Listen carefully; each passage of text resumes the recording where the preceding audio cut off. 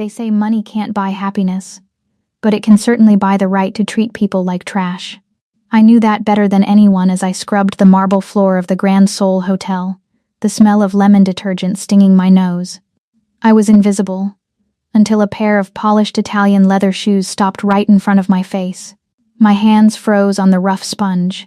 I knew those shoes. I knew the arrogant stance, the slight tap of the toe that indicated impatience. A knot of dread tightened in my stomach, heavier than the debt that had forced me onto my knees in this lobby.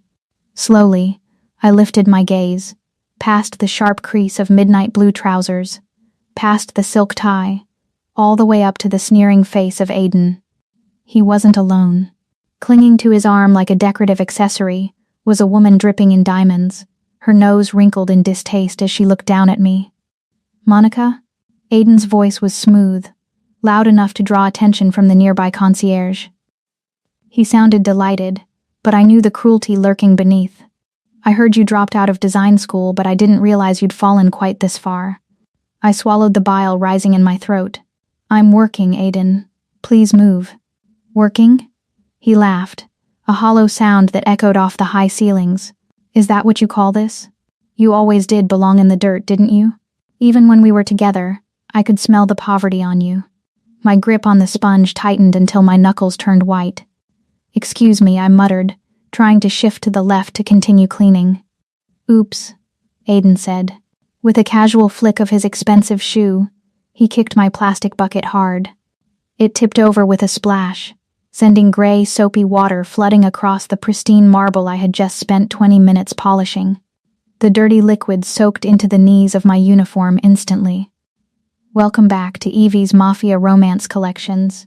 Before we dive in, make sure you're subscribed, hit that like button, and tell me where you're watching from. I love seeing our little dark romance family stretch across cities, countries, and time zones. Every click, every comment, every bit of love you leave here helps us keep unraveling these dangerous love stories and high-stakes betrayals together. So, find your quiet place, dim the lights, and get ready. Let's begin.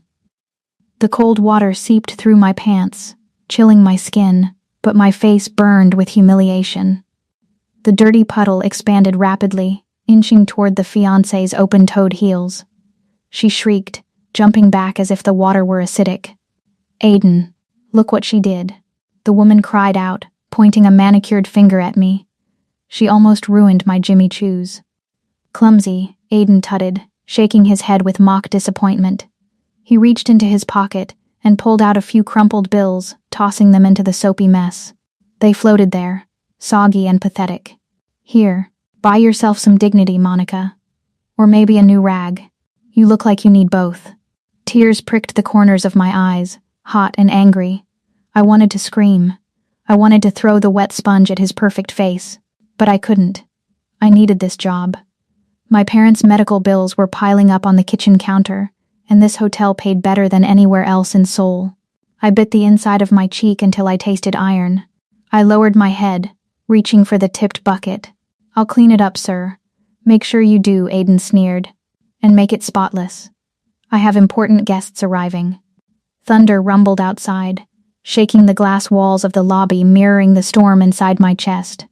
But then, the automatic doors slid open, and the atmosphere in the room shifted instantly. The ambient chatter of the hotel guests died out. The air grew heavy, charged with a sudden terrifying electricity. A group of men walked in. They moved in a V formation, silent and synchronized, wearing suits that cost more than my parents' house. But it was the man at the center who sucked the oxygen out of the room. He was tall, with broad shoulders that strained against his black suit jacket. His hair was dark, swept back from a face that seemed carved from cold marble. His eyes were sharp, devoid of warmth, scanning the room like a predator assessing a hunting ground. Lim Sung-won, the Shadow King of Seoul. I had seen him in magazines, usually in articles speculating about his ruthless business acquisitions or the darker rumors of his underground empire. Seeing him in person was different. It was like standing next to a tiger that had just decided it was hungry. Aiden didn't notice the silence immediately. He was too busy enjoying my misery. He nudged my shoulder with his foot again. "Well, Chop chop, Monica. Don't make me call the manager. That was when Lim Sung-wen stopped. He was 10 feet away heading for the elevators, but he paused. His dark eyes flicked from the spilled water to the floating money, then to Aiden's smirk, and finally they landed on me. For a second, the world stopped. I felt exposed, pathetic, a girl on her knees in a puddle of dirty water. I expected him to look away in disgust. Instead, his gaze hardened. The temperature in the lobby seemed to drop 10 degrees. He changed course, walking straight toward us. His footsteps were heavy, deliberate, echoing like gunshots on the marble. Aiden turned, sensing the presence behind him. His smirk faltered when he saw who it was. Mr. Lim? I didn't expect to see you here. I'm Aiden Park, from the K-Tech merger. We met at the... Lim didn't even blink. He walked right past Aiden as if he were a ghost, stepping directly into the puddle of soapy water. He didn't care about his shoes.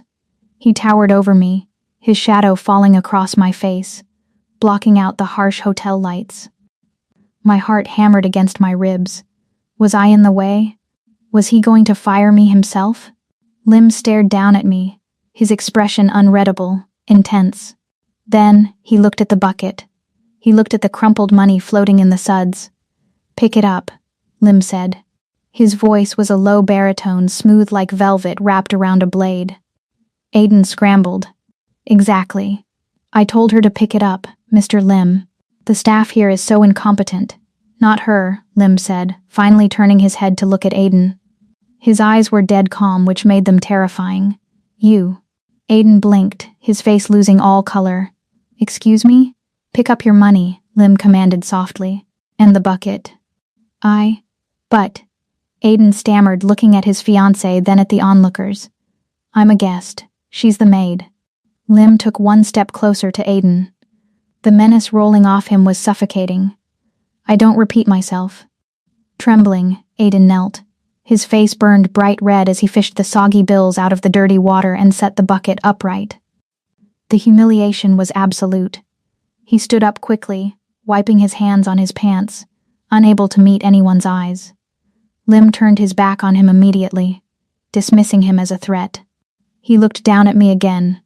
The terrifying coldness in his eyes vanished for a split second, replaced by something intense, something possessive. He extended a hand toward me. It was large, the palm calloused, a warrior's hand disguised in a businessman's suit. I hesitated, my hands dripping with gray water. "Sir, I'm dirty. I'll ruin your suit." He didn't withdraw. He stepped between me and Aiden, creating a wall of black fabric and power. He looked at Aiden with cold eyes, then pulled me up from the floor, his grip firm and warm, ignoring the filth on my uniform. "Leave the bucket," he said, his voice leaving no room for argument. "You have a new job now." The silence in the lobby was heavier than the water bucket had been. As Lim Sung-wen guided me toward the exit, the air felt vacuum-sealed. My uniform was still sodden, clinging uncomfortably to my legs, heavy with dirty water and shame, but for the first time in my life, no one was looking at the stain. They were looking at him, and by extension, they were forced to look at me. I could feel Aiden's gaze burning into my back, a mix of confusion, fury, and terror. Just minutes ago, I had been an insect he could crush beneath his designer shoe. Now, I was walking away under the protection of a titan. I didn't look back. I couldn't. If I turned around, I was afraid the illusion would shatter, and I'd be back on my knees scrubbing the floor. The automatic doors slid open, and the humidity of the rainy Seoul afternoon hit me, but I didn't get wet. A bodyguard had already snapped open a large black umbrella, holding it over Lim and me as we descended the stairs to the waiting line of cars. "Get in," Lim said. It wasn't a request. A sleek black Maybach pulled up to the curb like a shark gliding through dark water. The rear door was opened for me. I hesitated for a fraction of a second. My mother had taught me never to get into cars with strangers, especially dangerous ones, but the alternative was going back to the lobby to face Aiden. I ducked my head and slid onto the back seat. The door thudded shut, sealing us inside. The silence of the outside world was instantly cut off. The drumming of the rain against the roof was just a distant whisper. The air inside the car was different, filtered, cool, and expensive. The smell of lemon detergent and wet dog that had clung to me vanished, replaced by the rich, earthy scent of premium leather and something else, sandalwood and cedar. It was Lim's scent. It was masculine, clean, and overpowering. I squeezed myself against the door, trying to keep my wet uniform from touching the pristine beige leather seats. I was shivering, partly from the cold water soaking my skin, but mostly from pure adrenaline. Lim Sung sat on the other side of the spacious cabin. He didn't look at me. He was looking out the tinted window, watching the city blur past as the car accelerated smoothly into traffic. He took out a phone, tapped a few messages, and then slid it into his suit pocket. Minutes ticked by. The silence stretched until it felt like a physical weight on my chest. Panic began to claw at my throat. Where was he taking me? Was this a rescue? Or had I just traded a public humiliation for a private nightmare? Men like Lim Sung didn't help maids out of the goodness of their hearts. There was always a cost. Where are we going? I finally whispered, my voice trembling. He didn't answer immediately. He reached into the leather pocket of the seat in front of him and pulled out a slim black tablet. He unlocked it and extended it toward me without turning his head. "Read," he said. I took the device, my fingers leaving damp smudges on the screen. I looked down, and my breath hitched. It was a picture of me. Not a posed photo, but a candid shot taken from across the street while I was walking to the bus stop last week. I swiped the screen. My name, my date of birth, my high school grades, the date I dropped out of the fashion design program at Seoul National University. I swiped again. A scan of a bank statement. My parents' bank statement. Outstanding balance, 234 million won, approximately 200,000 US dollars. How? I looked up at him, horror replacing the fear. How do you have this? This is private. Privacy is a luxury for those who can afford it, Lim said, finally turning to face me. His eyes were dark voids, devoid of empathy but filled with terrifying intelligence. Your father's heart surgery. Your mother's failing bakery. You dropped out to work 3 jobs to pay the interest, but you're barely making a dent. In 3 months, the bank takes the house. In 6 months, they take the bakery. I felt naked. He had stripped me down faster than Aiden ever could. Aiden mocked my poverty. Lim Sung had analyzed it, quantified it, and put it on a spreadsheet. What do you want? I asked, my voice hardening. If you think I can pay you back for saving me back there, you have the wrong person. I have nothing. I don't want your money, Monica, he said smoothly. I have enough money to buy this city 3 times over. I want your time. My time? I need a wife. The words hung in the air, absurd and heavy. I blinked, sure I had misheard. Excuse me? My grandfather, the chairman, is dying, Lim stated, as if discussing the weather. The board of directors is pushing for a vote of no confidence. They believe I am too unstable to lead the syndicate and the corporation alone. Traditionalists. They want a family man. A stable man. If I am not married by my 32nd birthday, which is in 2 weeks, my inheritance is frozen, and control passes to my uncle. He leaned forward slightly, the scent of sandalwood intensifying. I do not like my uncle. I shook my head, trying to process the insanity of it. So hire an actress. Hire a model. Why me? You don't know me. I'm a maid. Precisely, he said. I don't need a socialite who will ask questions. I don't need a partner who wants to discuss feelings or share a bed. And most importantly, he paused, his gaze drifting to my hands which were still clenched into fists on my lap. I saw you back there, he continued, his voice dropping an octave. When that boy kicked the bucket, when he insulted you. You didn't cry. You didn't beg. You wanted to kill him. I stiffened. I saw the way your jaw tightened, Lim said softly. I saw the hate in your eyes. It was pure. It was beautiful. He reached into his jacket pocket and pulled out a gold fountain pen. He tapped the tablet screen. I don't need a woman who loves me, Monica. Love makes people weak. It makes them hesitate. I need a woman who has enough hate in her heart to survive my world. You have fire. I can use that fire. He pressed a button on the armrest, and a partition slid up, separating us from the driver. "The deal is simple," he said. "1 year. You wear my ring. You live in my house. You attend events on my arm and pretend to adore me. In exchange, I clear your parents' debt today. All of it. Plus a monthly allowance of 10 million won for your personal use. After 365 days, we divorce. You walk away free, with your degree paid for." I looked down at the tablet again. The number glared back at me. 234 million KRW. It was a number that was slowly killing my father. It was a number that had stolen my dreams. And with one signature, this stranger was offering to erase it. But the cost? To belong to the Shadow King. "What if I say no?" I asked. "Then I stop the car," Lim said simply. "You get out in the rain. You go back to cleaning floors. And in 3 months your parents lose their home." It wasn't a threat. It was just a fact. He was boxing me in, using my own desperation as the walls. I looked at him, really looked at him. He was handsome, yes, but dangerous. There was a darkness in him that frightened me. But when I thought of Aiden's laugh, when I thought of my mother crying over the bills at the kitchen table, I took the gold pen from his hand. The metal was warm from his touch. 1 year, I said, my voice barely a whisper. 1 year, he confirmed. My hand shook as I signed the digital document on the tablet. The stylus glided across the glass, signing away my freedom. Monica Green. As soon as I finished, Lim took the tablet back. He tapped the screen once. "Done. The transfer has been initiated. Your parents are debt-free." Just like that. My life's greatest burden. Gone with a tap of a finger. I felt lightheaded, dizzy with relief and terror. The car began to slow down. I looked out the window. We had left the city center. We were winding up a private road up a mountain, surrounded by dense forest. Through the trees, I saw high stone walls topped with security cameras and iron gates that looked heavy enough to stop a tank.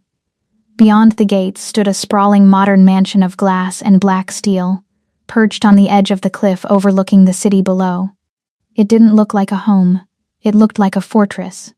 "Welcome home, Mrs. Lim," he said, his voice devoid of any warmth.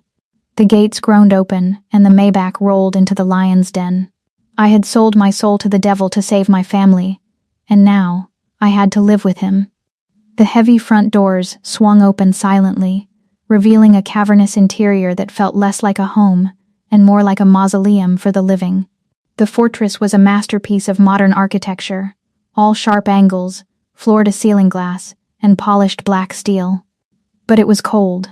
A chill radiated from the marble floors that went straight through the soles of my wet shoes. Lim walked in first, tossing his umbrella to a waiting butler without looking. I hesitated on the threshold, dripping water onto the pristine entryway. "Come," he commanded, not breaking stride.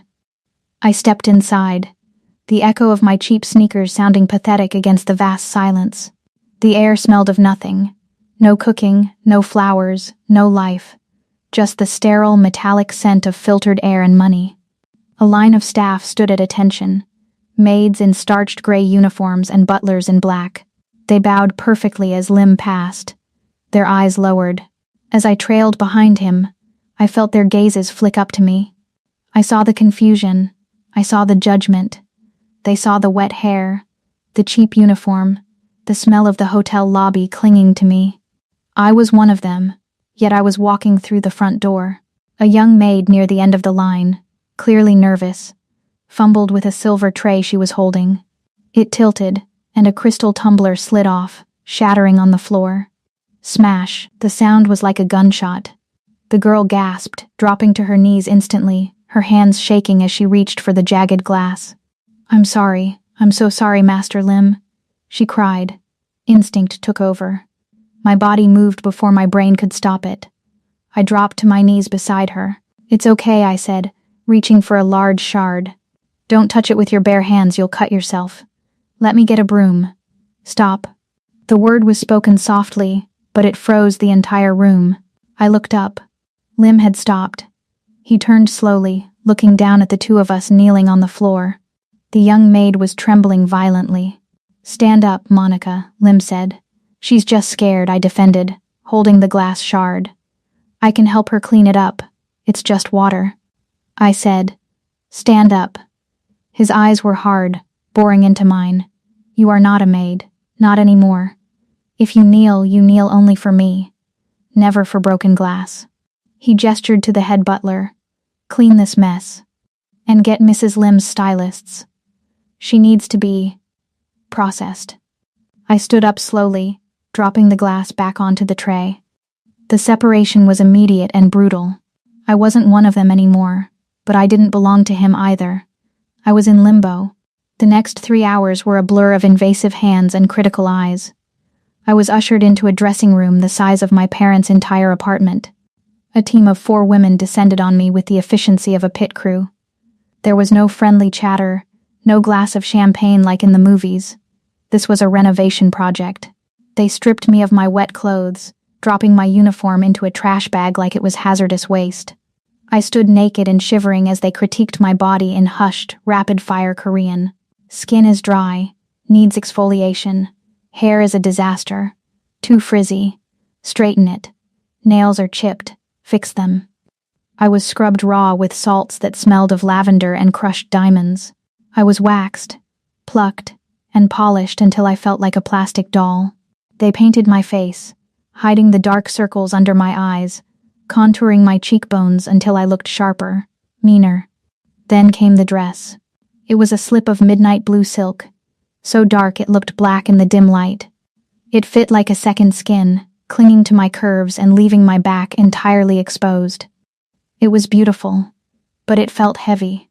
The diamond necklace they fastened around my throat was cold, weighing down on my collarbone like a jeweled shackle. When they finally turned me toward the full-length mirror, I didn't recognize the woman staring back. She looked expensive. She looked dangerous.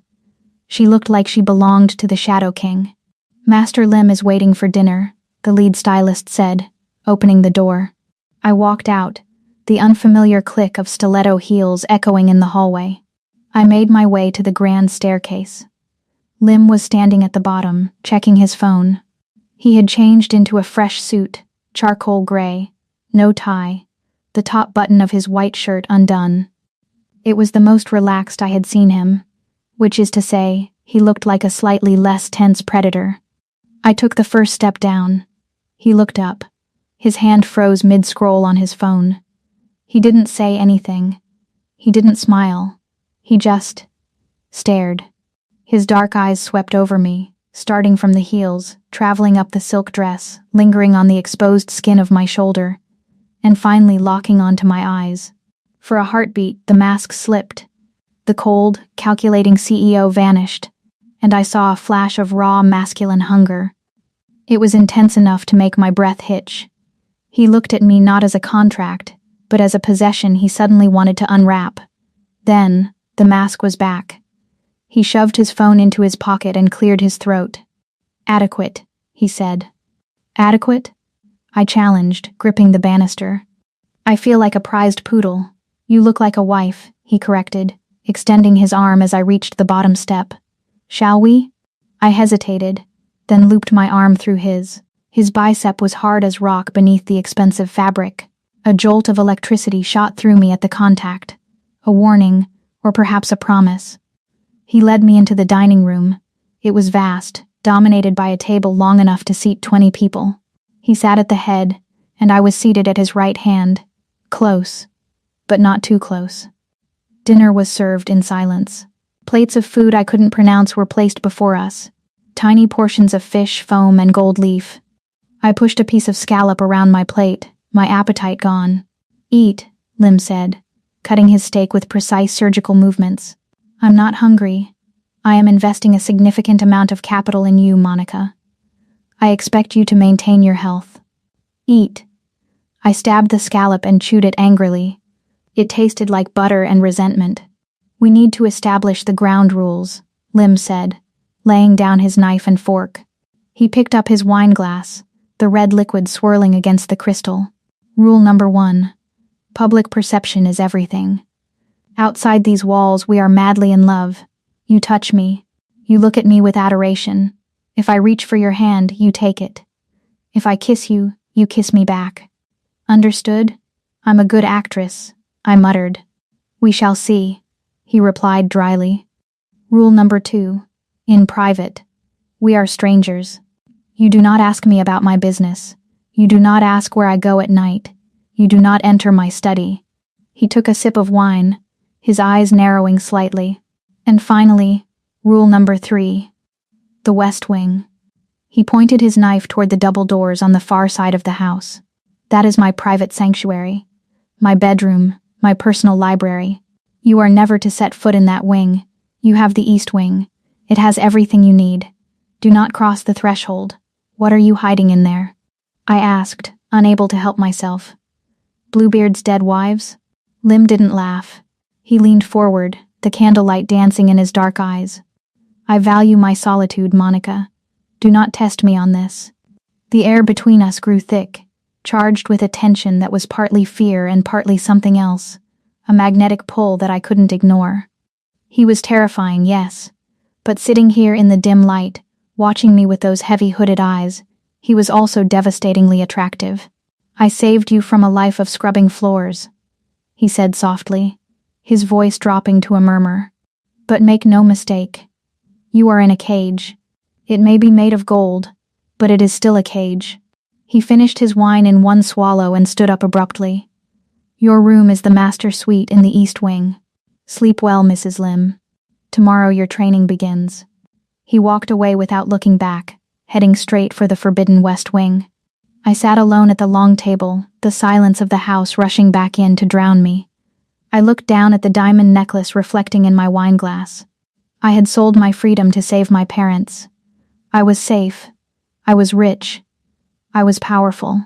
I stood up and walked to the floor-to-ceiling window. Below me, the city of Seoul twinkled like a sea of stars. Somewhere down there, Aiden was sleeping in his luxury apartment.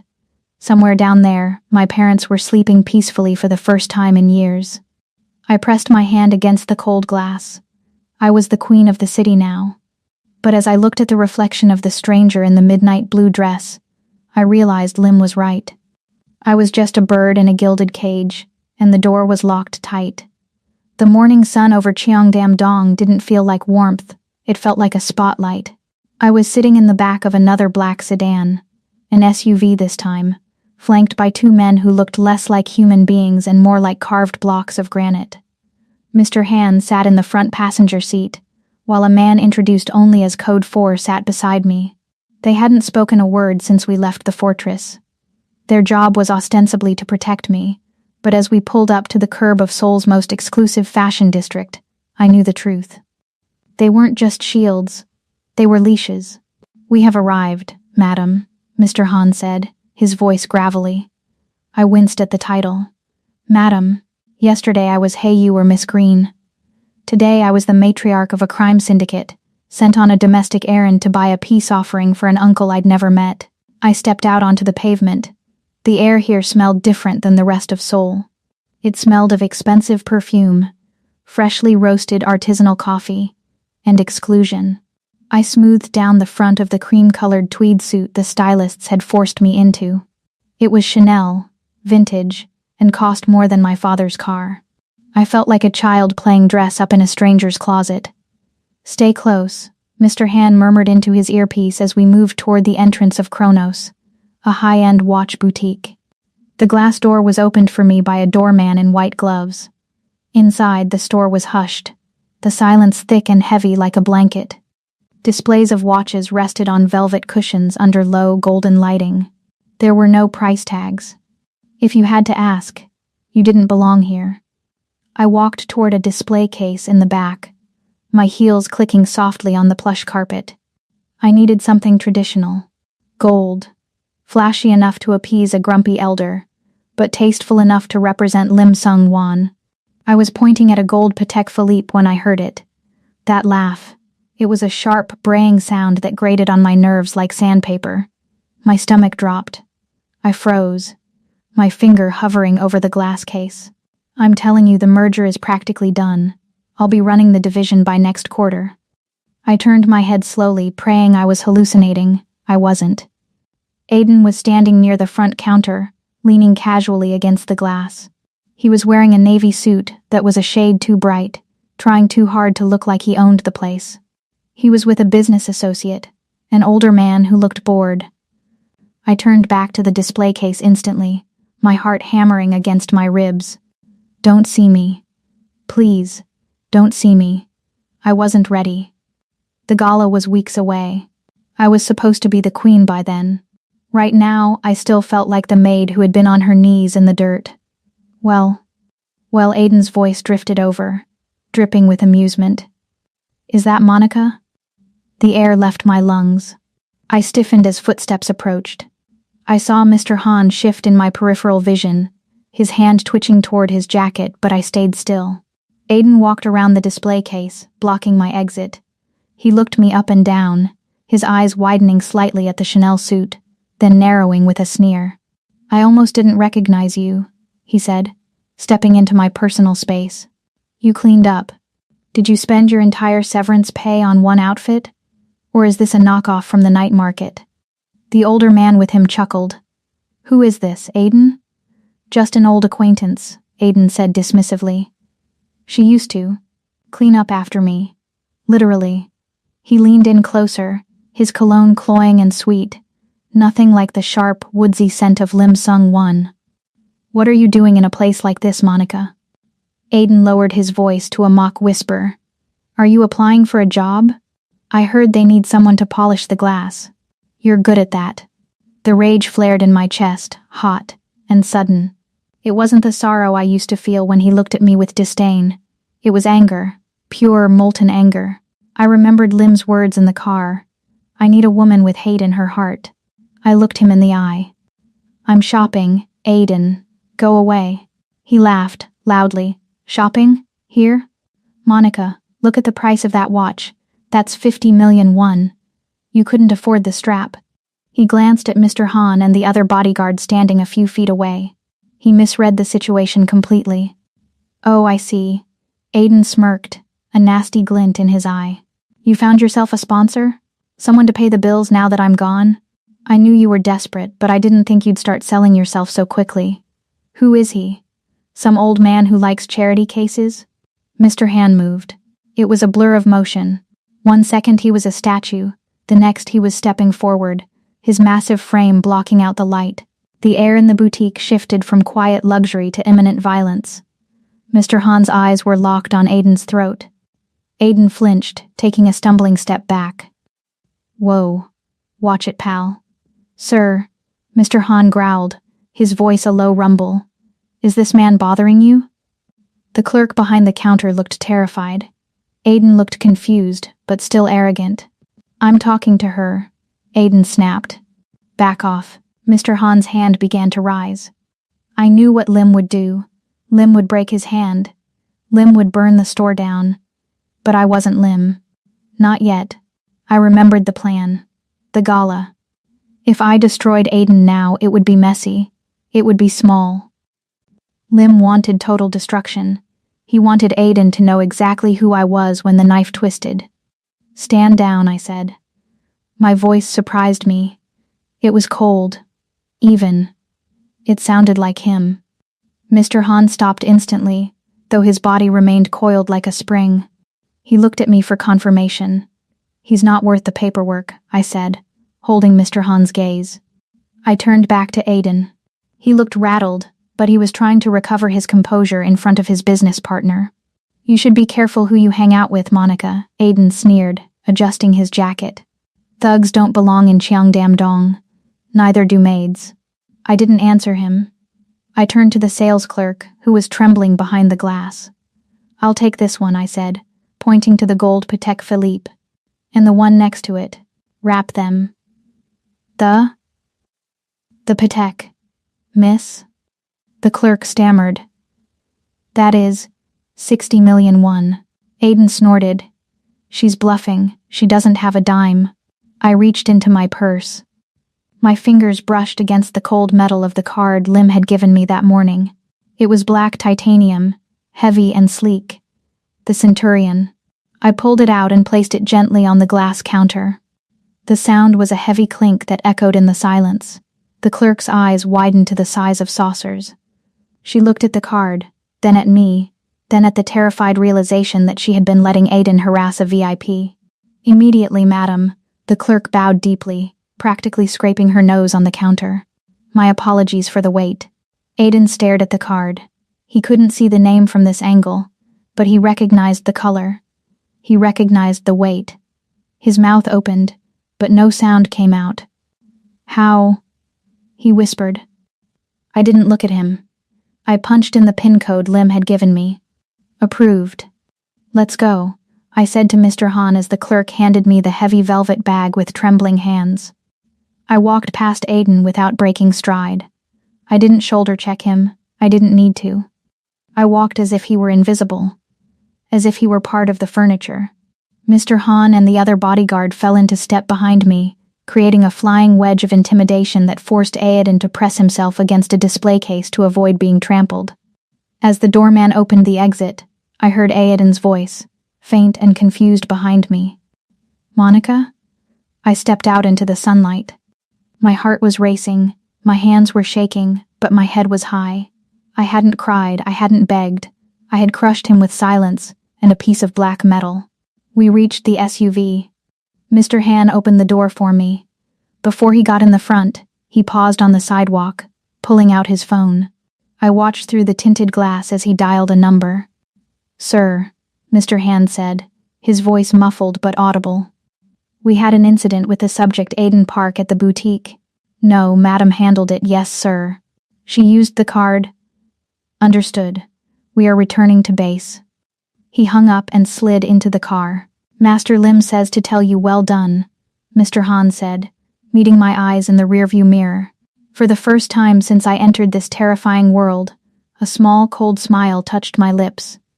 I looked down at the velvet bag in my lap.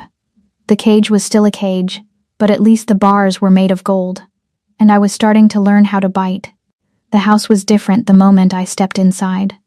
The air was usually filled with the quiet, efficient hum of the staff, the distant clinking of china, the soft tread of shoes on marble. Today, the fortress was silent. Dead silent.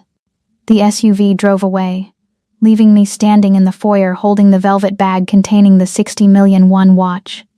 I looked around. No greeters. No maids to take my coat.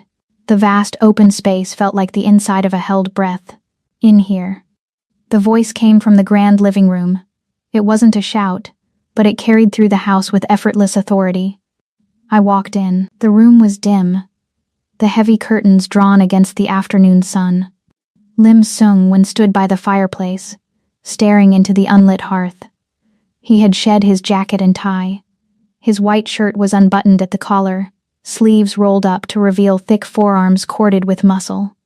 In his hand was a tumbler of amber liquid. Whiskey, neat. He didn't turn around when I entered. "Mr. Han filed his report," Lim said, his voice low and devoid of emotion. "He says you ran into the insect." I tightened my grip on the velvet bag. "I did." "Han says the insect insulted you. He laughed at you." Lim took a slow sip of his drink, "And Han says you let him walk away." "I followed the plan," I said, stepping further into the room. My heart was beating fast, not from fear of Aiden anymore, but from the palpable tension radiating off the man in front of me. "You said the gala. You said you wanted to destroy him publicly. If I had let Mr. Han break his jaw in a watch store, it would have been a news story, not a tragedy." I waited. Lim finally turned. His face was a mask of cold fury, but his eyes were burning. "Strategy," he muttered, swirling the ice in his glass. "You are logical. That is good." He set the glass down on the mantelpiece with a heavy clack. "But logic doesn't stop the fact that he breathed the same air as you. He looked at you.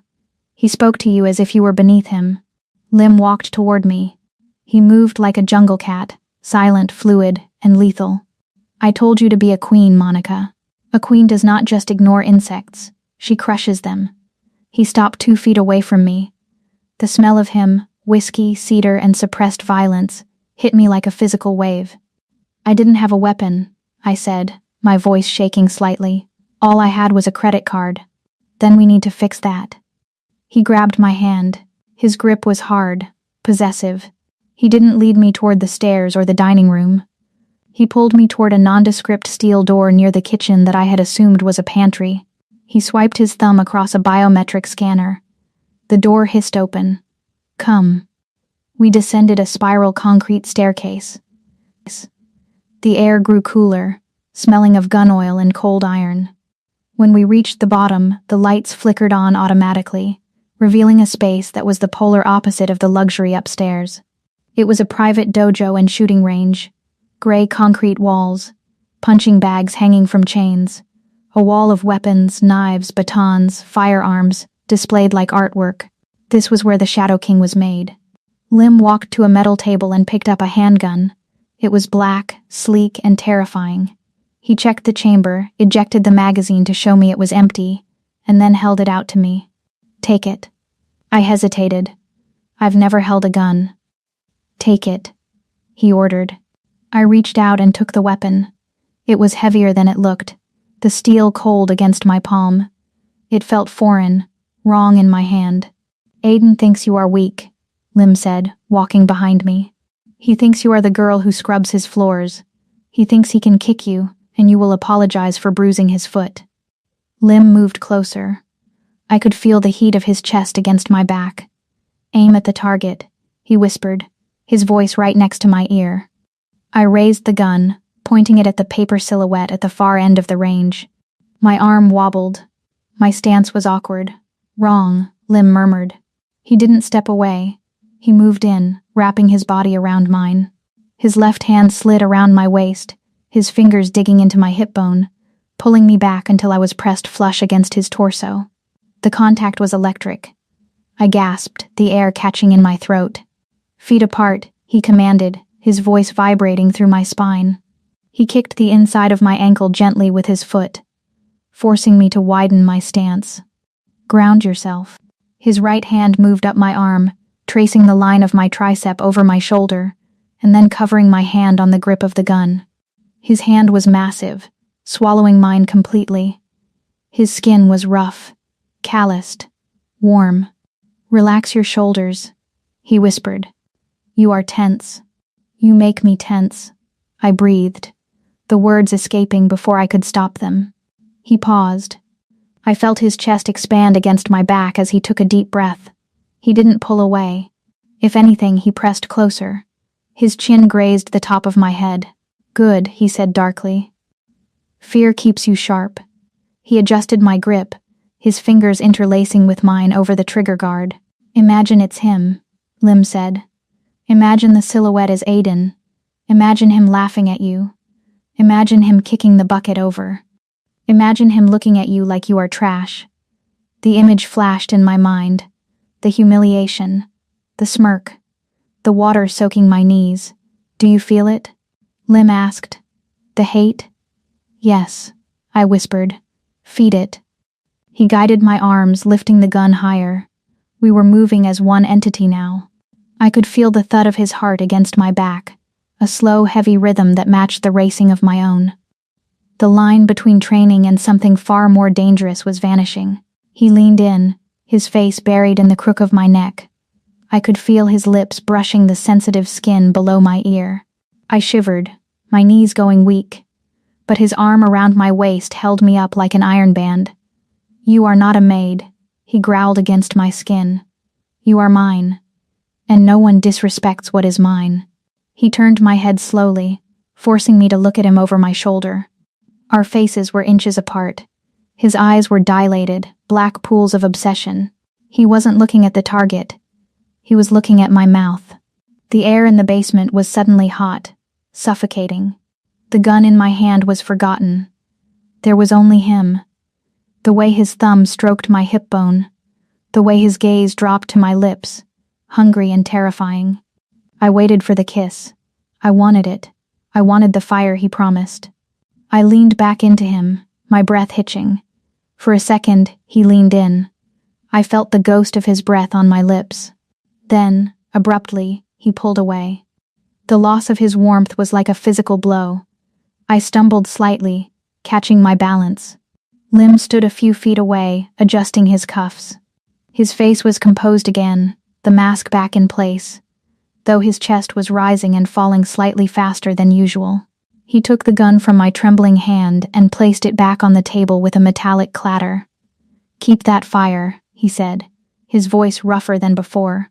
"Hold on to it. Nurture it." He turned to walk toward the stairs, stopping at the first step. He looked back at me, his silhouette framed by the harsh light of the stairwell.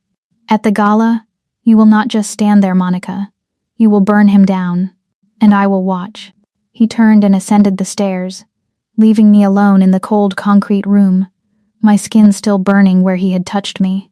The dress was not a garment, it was a declaration of war. It was blood-red silk, a shade so deep and vibrant it seemed to pulse under the dim lights of the limousine. It was strapless, hugging every curve of my body like liquid armor, with a slit that ran dangerously high up my thigh. Around my neck sat the heavy diamond choker Lim had chosen, cold, brilliant, and worth more than the entire neighborhood I grew up in. I stared at my reflection in the darkened window of the Maybach. The girl who scrubbed floors in a polyester uniform was gone. The woman staring back was painted, polished, and terrifying. "You are shaking," Lim's voice came from the shadows beside me. I clenched my hands in my lap. "I'm nervous. Everyone will be there. The press, the board members, Aiden." Lim reached out. He didn't take my hand, he placed his palm flat against the nape of my neck. His skin was warm, his thumb resting against my pulse point. "Let them look," he murmured, his eyes dark and unreadable. "Tonight, you are not Monica Green, the struggling student. You are not a victim. You are my wife. And in this city, that makes you a queen." He leaned in closer, the scent of sandalwood and expensive scotch enveloping me. "Head up, shoulders back. You own them." The car stopped. The door opened. The world exploded into a frenzy of flashing lights. The entrance to the Grand Sol Gala was a red carpet gauntlet. Hundreds of cameras flashed in a blinding staccato rhythm. Reporters shouted Lim's name, their voices overlapping in a chaotic roar. Lim stepped out first. He buttoned his tuxedo jacket, black velvet, impeccable, and turned to offer me his hand. I took it. I stepped out into the blinding light. For a second, the shouting intensified. "Who is she? Look at the dress. Is that Lim Sung-won's date?" I felt the urge to shrink, to hide behind his broad shoulders. But then I felt his grip tighten on my hand, a silent command. "Stand tall." I lifted my chin. I let the cold mask I had practiced in the mirror slip into place. I walked beside the Shadow King, and for the first time in my life, I didn't look down at my feet. We entered the ballroom.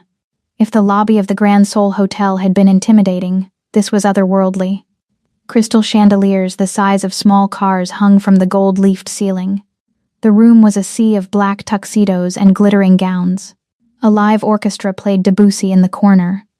The air smelled of champagne, heavy perfume, and old money. As we descended the grand staircase, a hush fell over the room. It started near the entrance and rippled outward, until the only sound was the clicking of my heels on the marble. Lim placed his hand on the small of my back, a possessive, claiming gesture. He guided me through the parting crowd like a shark cutting through a school of fish. People bowed. Men who ran billion-dollar conglomerates nodded respectfully at him and stared openly at me with a mix of curiosity and envy. "Champagne," Lim said, snagging 2 flutes from a passing waiter. He handed me one. "Stay here by the tower. I need to speak to Senator Kim. It will take 2 minutes." "Don't leave me," I whispered, panic flaring. "You are ready," he said, his eyes hard. "Hold your ground." He turned and walked away, vanishing into a cluster of gray-haired men. I stood alone near the towering pyramid of crystal glasses, clutching the stem of my flute like a lifeline. I took a sip, the bubbles sharp on my tongue. I scanned the room, trying to look bored rather than terrified. Then, I saw him. Aiden was standing near the buffet, laughing loudly at something a young woman in a pink dress had said. He held a whiskey glass loosely in one hand, his face flushed with alcohol and arrogance. He looked exactly the same, handsome in a superficial way, smug and utterly oblivious. He turned to grab a canap, and his eyes swept over the room. They landed on the red dress.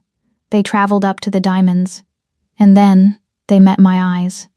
He froze. The canap dropped from his fingers. He blinked, shaking his head as if trying to clear a hallucination. He said something to the woman in pink, then began to walk toward me. His walk was unsteady, aggressive. My heart began to hammer against my ribs. Here it comes. Aiden stopped 3 feet away. He looked me up and down, his expression twisting from confusion to recognition and finally to sneering disbelief. Monica? He slurred slightly, his voice too loud for the polite atmosphere. What the hell is this?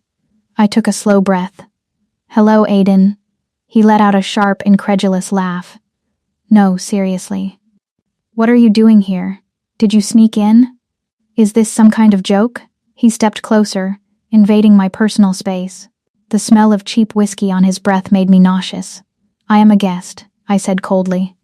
A guest? He scoffed, looking around to see if anyone was watching. Please. Look at you. You're wearing a costume. Who did you steal that dress from? Or did you find a really generous sponsor for the night? Lower your voice, I warned. Don't tell me what to do, he snapped, his face darkening. He reached out and grabbed my upper arm, his fingers digging into my flesh. You don't belong here, Monica. This is a gala for the elite, not for dropouts who scrub toilets.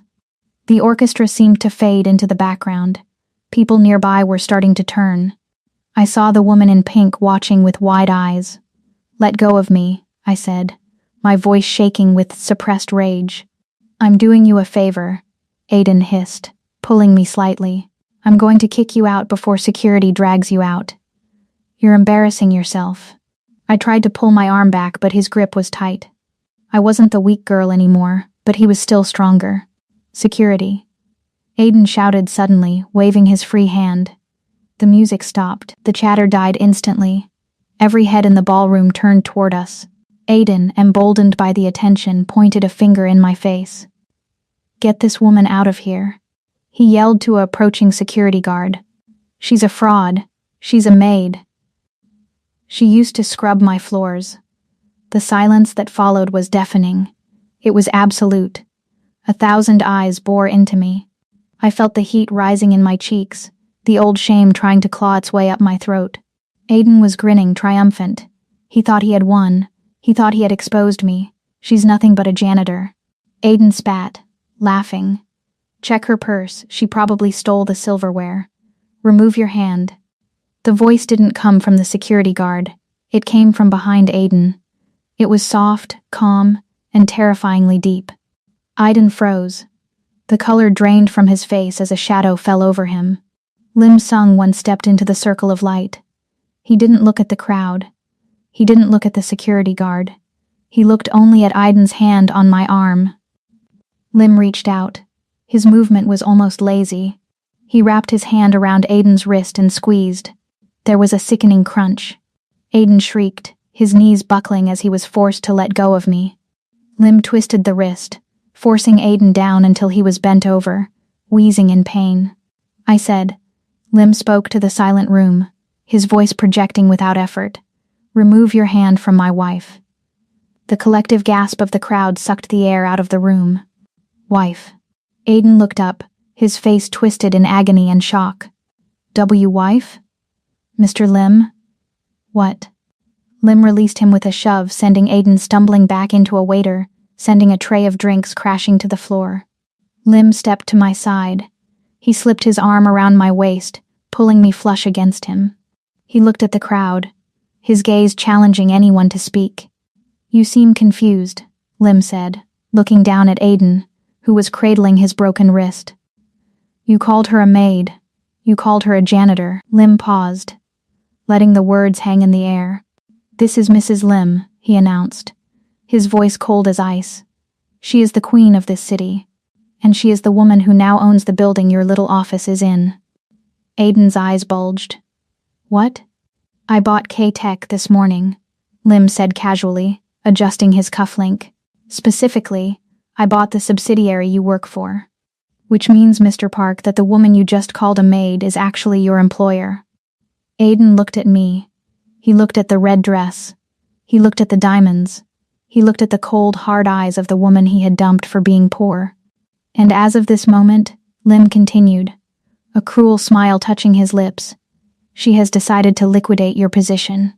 You're fired. And I will make sure you never work in this city again. Aiden opened his mouth, but no sound came out. He looked at his fiancée, the woman in pink. She took one look at Lim, one look at the ruined Aiden, and turned her back, walking away into the crowd. He was alone, ruined, destroyed in front of the most powerful people in Seoul. Lim looked at me. He nodded once. Finish him. I looked at Aiden. I remembered the rain. I remembered the bucket. I remembered the way he had tossed the crumpled bills into the dirty water. I took a step forward. The crowd held its breath. I raised my champagne flute to my lips and drained it in one long, elegant swallow. The bubbles tasted like victory. I lowered the glass. I held it out, letting it hover just above Aiden's trembling hands. He looked at it, confused. I let go. The crystal flute fell, shattering on the marble floor right between his feet. Shards of glass scattered over his polished shoes. I looked him dead in the eye. Clean this up, I said, my voice steady and clear. And try not to make a mess this time. I turned on my heel, the red silk swirling around my legs. Lim took my arm, and we walked away through the parting crowd, leaving Aiden Park standing in the wreckage of his life, staring at the broken glass at his feet. The morning sun poured through the floor-to-ceiling windows of the east wing, turning the cold glass fortress into something almost warm. I sat at the breakfast island, nursing a cup of coffee. The silence of the house felt different today. It wasn't the heavy, suffocating silence of a prison. It was peaceful. On the counter lay the morning papers. Every single front page featured the same image. Me, in the red dress, standing over a broken Aiden. The mystery queen of Seoul. Lim sung one secret weapon. Does it taste sweet? I looked up. Lim was standing in the doorway. He was dressed for the office, immaculate in a navy suit, but his hair was slightly damp from the shower. He walked over, picked up the newspaper, and glanced at the photo of Aiden's terrified face. The victory, Lim clarified, leaning his hip against the marble counter. Does it taste as sweet as you imagined? I looked at the picture. I looked at the man who had destroyed my ex's life with a single sentence because he had insulted me. It feels... I hesitated. Final. Lim reached out, his fingers brushing a stray lock of hair behind my ear.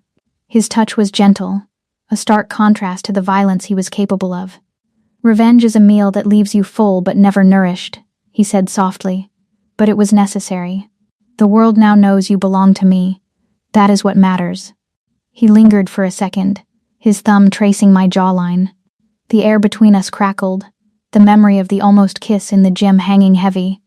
I have a board meeting until 4, he said, pulling away reluctantly. Security is tight today. Stay inside. I will, I promised. He nodded, checked his watch, and walked out. I watched him go, realizing with a jolt of terror that the safety I felt wasn't coming from the walls or the guards. It was coming from him. And that was the most dangerous trap of all. 5 miles away, the sunlight didn't reach room 204 of the Starlight Motel. The curtains were drawn, yellowed with nicotine smoke. The room smelled of stale beer, mold, and failure. Aiden Park sat on the edge of the sagging mattress, staring at the cracked screen of a cheap TV. Lim Sung-won and his stunning wife Monica Lim dazzled thee. Aiden threw the empty whiskey bottle at the wall. It shattered, raining glass onto the stained carpet. Wife, he spat, his voice hoarse. She's a maid. She's a filthy little cleaner. He looked at his hands. His wrist was in a cheap brace from the ER. He had been fired, evicted from his penthouse. His fiancée had blocked his number. In 48 hours he had gone from a rising star to a pariah. And it was all her fault. He needed money. He needed a way out of the country before his debts caught up to him. He needed leverage. He dug his phone out of his pocket. He scrolled past the contacts who wouldn't answer. His boss. His friends. His parents. He stopped at a number he had saved years ago. A contact from the dark underbelly of the nightlife scene. A man who knew people who hated Lim Sung-won. He hit dial. Yeah? A rough voice answered. I have something for the Viper clan, Aiden whispered, his hand shaking. I have the Shadow King's weakness. The meeting took place in the back of a karaoke bar in Gangnam. The music was loud, thumping bass that vibrated in Aiden's teeth. Director Choi sat in a plush red leather booth. He was a small man with a scarred lip and eyes like a shark. He was the lieutenant of the Viper clan, the Ferrum Syndicate's only real rivals in Seoul. You're wasting my time, Choi said, lighting a cigarette. Lim Sung-won has no weaknesses. We've been trying to kill him for a decade. He has a wife, Aiden stammered. A contract wife Choi dismissed. We know the rumors. He bought a pretty face to please the elders. If we take her, he'll just buy another one.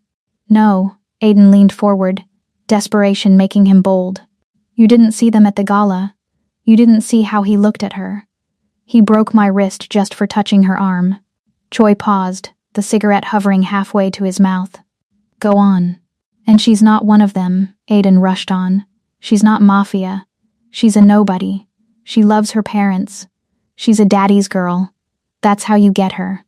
We can't breach the fortress, Choi said. It's a tank. You don't have to breach it, Aiden smiled, a twisted, ugly thing. You just have to invite her out. I know her trigger. Give me 10 million won and a ticket to Manila, and I'll give her to you. Choi studied him for a long moment. Then, he smiled, revealing gold-capped teeth. If she comes out, you get your money.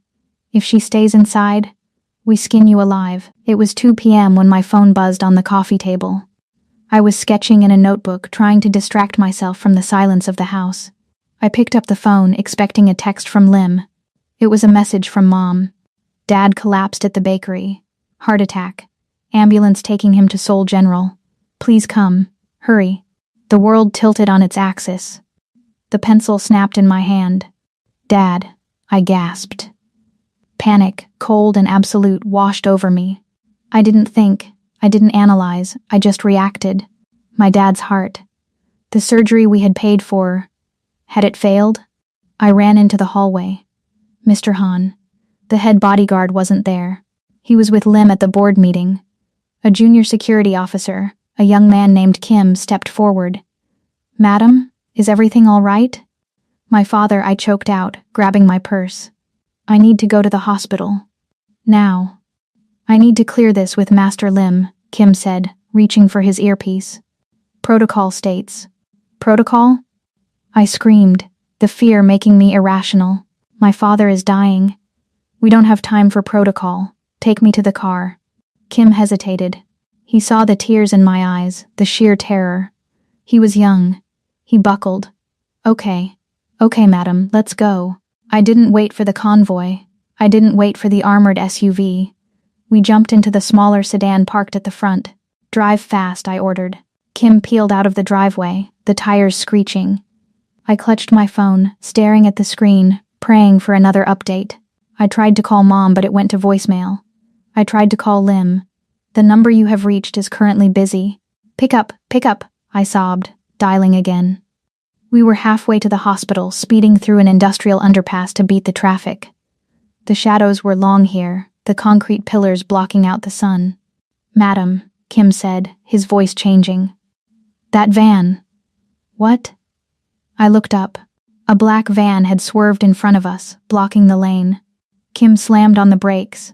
The sedan fishtailed, tires smoking. Reverse. I yelled. Kim shifted gears, but another vehicle, a heavy truck, slammed into our rear bumper with a bone-jarring crunch. The car spun, crashing into the concrete divider. The airbag exploded in my face, filling the cabin with white dust and the smell of burning chemicals. My ears rang. I coughed, batting away the deflated bag. Kim? Kim was slumped over the wheel, blood trickling from his temple. Kim. The doors of the black van in front of us slid open. 4 men jumped out. They were wearing ski masks and holding crowbars. They weren't police. They weren't doctors. My phone buzzed again in my lap. I looked down through blurred vision. It was a text from an unknown number. Aiden sends his regards. I scrambled for the door lock, but it was too late. The glass of my window shattered, raining diamonds into my lap. A rough hand reached in, grabbing me by the hair. I screamed, but the sound was swallowed by the roar of the city above us. The trap had sprung, and the Shadow King was miles away. The board meeting ended with a handshake that was worth 4 billion won. I walked out of the conference room, the adrenaline of the deal already fading, my mind drifting to the dinner I had planned for tonight. Italian. Monica liked pasta. It was a simple thought, domestic and strange, but it made the corner of my mouth twitch upward. Mr. Hahn was waiting for me in the hallway. One look at his face, and the smile died. Hahn was a man who had stood beside me while bullets hit the car. He had cleaned up messes that would make a butcher vomit. He never flinched. But now his face was the color of ash. "Sir," Hahn said, his voice cracking. "Speak," I commanded, the cold dread pooling in my stomach. The East Wing reported an unauthorized exit. Officer Kim took the sedan. "Madam." She received a text. Han swallowed hard. "We tried to track the vehicle. The signal went dark 3 minutes ago under the Chianho Bridge." He held out a tablet. It showed a grainy traffic cam feed. The sedan was spun out against a concrete divider, smoke billowing from the hood. A black van was speeding away. My world stopped. The noise of the office, the phones ringing, the chatter of the secretaries, it all vanished. There was only the image of that crushed car. "Who?" I asked. The word was barely a whisper, but it carried enough force to shatter the air. "We intercepted a call from the registered owner of the van," Han said rapidly. "It's a shell company linked to the Viper clan. But the tip? The intel came from a burner phone." Han hesitated. The voice print matches Aiden Park. The phone in my hand beeped. I looked down at it. A message from an unknown number. "Aiden sends his regards." I didn't scream. I didn't yell. I simply squeezed my hand. The crunch of metal and glass was the only sound in the hallway as my smartphone folded in half, shards of screen digging into my palm. I didn't feel the cut. I didn't feel the blood. "Find him," I said. My voice sounded like it was coming from the bottom of a grave. "Incheon International Airport. Terminal 2. Aiden Park stood in the check-in line, his leg bouncing nervously. He checked his watch for the 10th time. He had his ticket. He had the envelope of cash Director Choi had thrown at him. He was 10 minutes away from security, and then he was gone. "Boarding pass, sir?" The attendant asked with a polite smile. "Here," Aiden said, handing it over, his hands trembling. "Mr. Park?" "Yes? There seems to be an issue with your ticket. Please step aside." "What?" "No. I paid cash. It's first class." Aiden snapped, panic flaring. 2 men in dark suits stepped out from behind a pillar. They weren't airport security. Aiden recognized the Ferrum pin on their lapels. He turned to run, but a hand clamped onto his shoulder like a vice. "Mr. Lim would like a word," the man whispered. Aiden opened his mouth to scream for help, but a needle jabbed into his neck. His world went black before he hit the floor. Aiden woke up to the smell of gasoline and salt water. He was zip-tied to a chair in the back of a moving cargo van. It was dark, save for a single red light on the ceiling. A figure sat across from him in the shadows. "You're awake," Lim Sung-won said. Aiden shrieked, thrashing against the ties. "Please. Please. I didn't. They forced me. They said they'd kill me." Lim leaned forward. He was still wearing his suit trousers and white shirt, but the jacket was gone. He was rolling up his sleeves with slow, methodical precision. "You sold my wife," Lim said softly. "For what? A ticket to Manila? 10 million won? Aiden sobbed. "I just wanted to leave. She ruined my life." "She saved your life," Lim corrected. "I was going to let you live in poverty. Now?" Lim reached into a bag at his feet. He pulled out a combat knife. The blade caught the red light, glowing like a demon's eye. "Where is she?" Lim asked. The shipyard," Aiden blubbered, snot running down his face. "Pier 4, storage container 702. The Viper clan, they have her." "Pier 4, Lim repeated. He tapped the partition window. Han. Pier 4. The van accelerated. Lim looked back at Aiden. He stood up, towering over the bound man in the cramped space. You sold her for a plane ticket, Lim whispered, placing the tip of the knife against Aiden's knee. I will make you wish you had died in that crash. Aiden's scream was lost in the roar of the engine. The rain was coming down in sheets by the time we reached the Incheon docks. It hammered against the metal roofs of the shipping containers, a relentless drumbeat of war. The van skidded to a halt behind a stack of crates. Sir, Mr. Han said, handing me a Kevlar vest. Police are 5 minutes out. We should wait for the tactical team. I pushed the vest away. No police. I reached for the holster under the seat. I checked the magazine of the semi-automatic pistol. Full. I racked the slide. This isn't business, Han, I said, stepping out into the rain. This is personal. I moved toward the warehouse at Pier 4. I didn't run. I stalked. The rain soaked my white shirt instantly, making it cling to my skin, but I felt nothing. The only thing I could feel was the terrifying void where Monica used to be. 2 guards stood by the entrance, smoking cigarettes under the awning. I raised the gun. Pop. Pop. 2 silhouetted heads snapped back. They hit the wet pavement before they even heard the shots. I stepped over their bodies and entered the warehouse. It was a maze of rusted metal and shadows. Voices echoed from the upper catwalks. The Viper clan. Intruder. Someone shouted.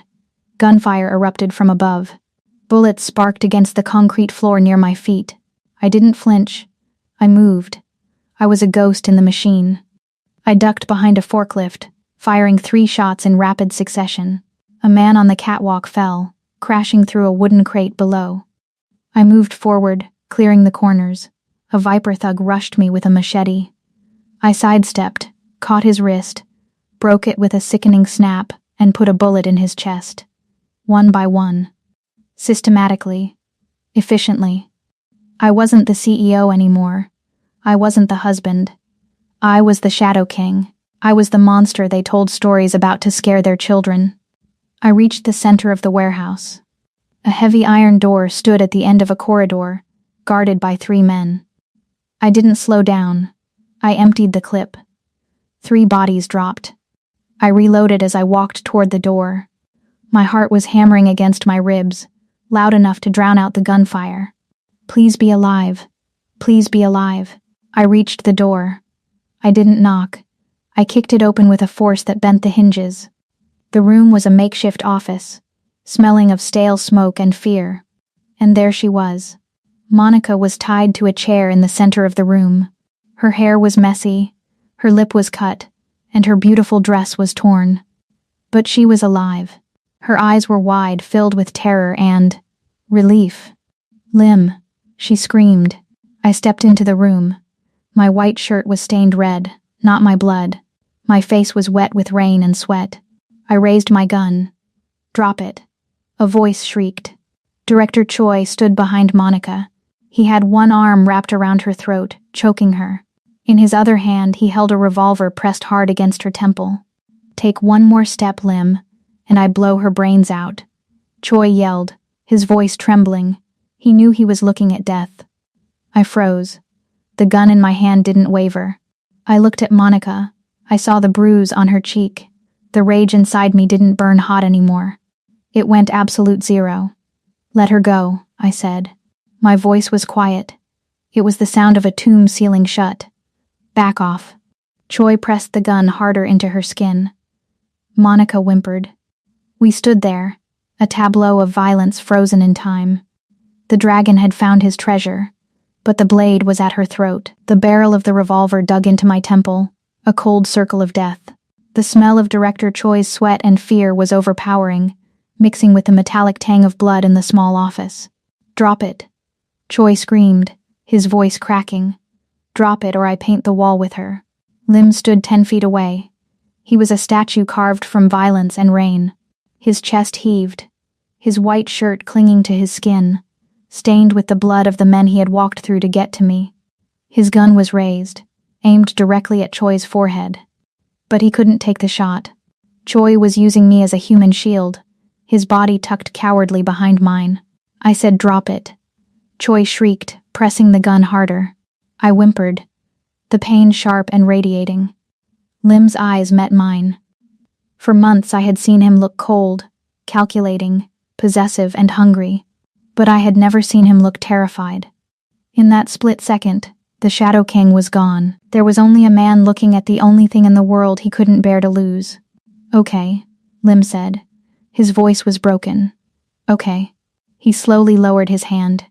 "Kneel," Choi commanded, a frantic grin spreading across his face. "On your knees, you son of a bitch.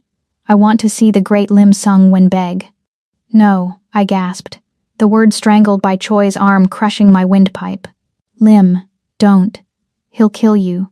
Lim didn't look at Choi. He looked only at me. "It's okay, Monica." He dropped his gun.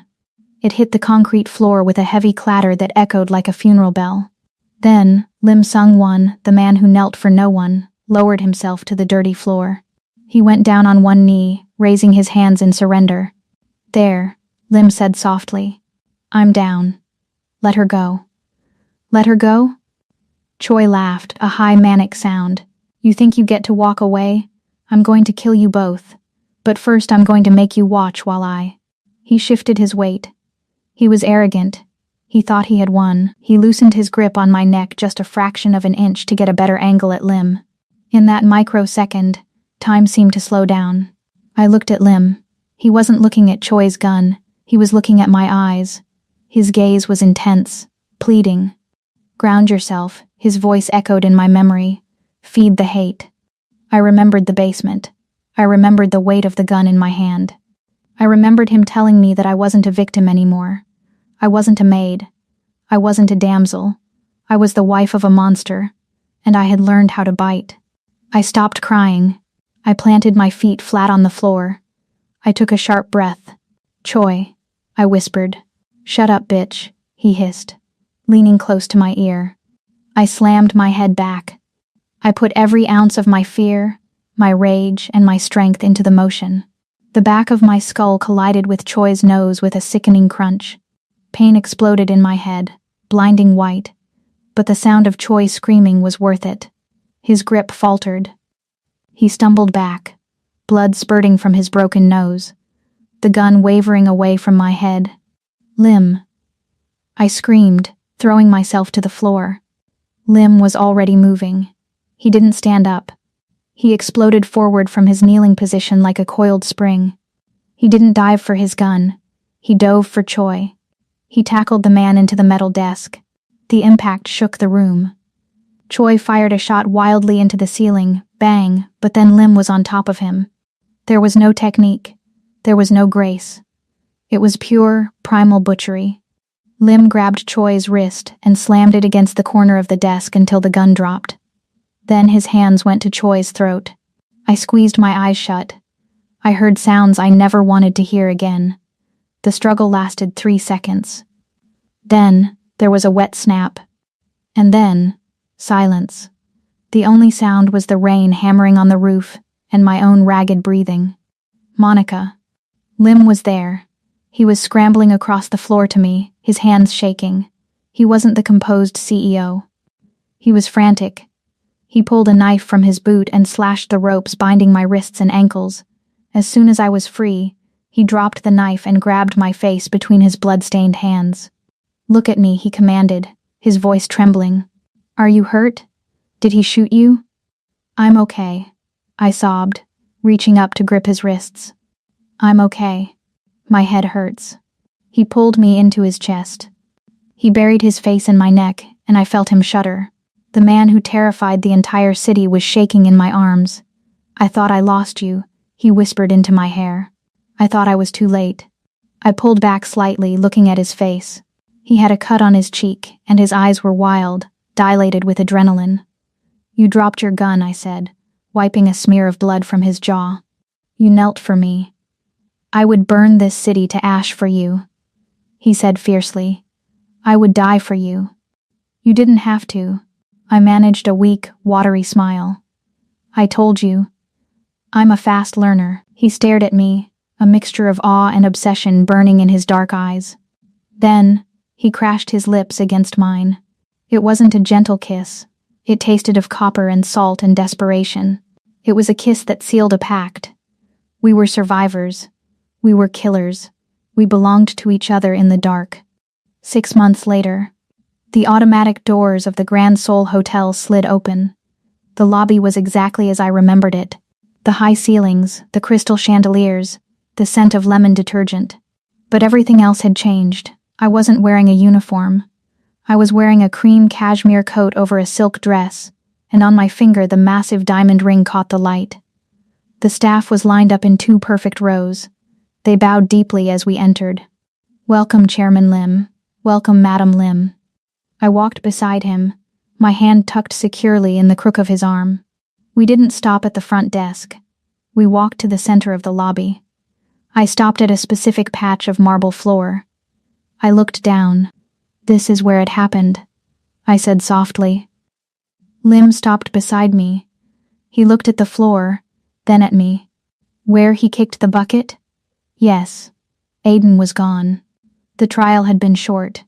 The fraud charges Lim's lawyers had cooked up were extensive, but the prison sentence was the least of his worries. Aiden would survive in prison only as long as Lim allowed him to. I looked at the spot. I expected to feel anger or triumph or even pity, but I felt nothing. It was just a floor. It was just a memory of a girl who didn't exist anymore. Lim squeezed my hand. "Do you want us to remodel? We can rip out the marble, put in wood, gold, whatever you want." I looked up at him. The darkness was still there in his eyes, but it was tame now. It was guarding me, not hunting me. I looked back at the shiny, pristine floor. "No," I smiled, squeezing his hand back. "It's clean enough." I turned away from the past, looking toward the elevators that led to the penthouse suite, our suite. "Let's go home." Lim smiled, a real smile, and led me toward our future. Hi, this is Mass Collection. This was one of the best stories I've listened to. It was totally engaging and the pictures were fantastic. No ridiculous snow or crazy random pictures or mini movies of people doing random stuffs that have nothing to do with the story. I've subscribed and I'm looking forward to more of your stories. Thank you and keep it up.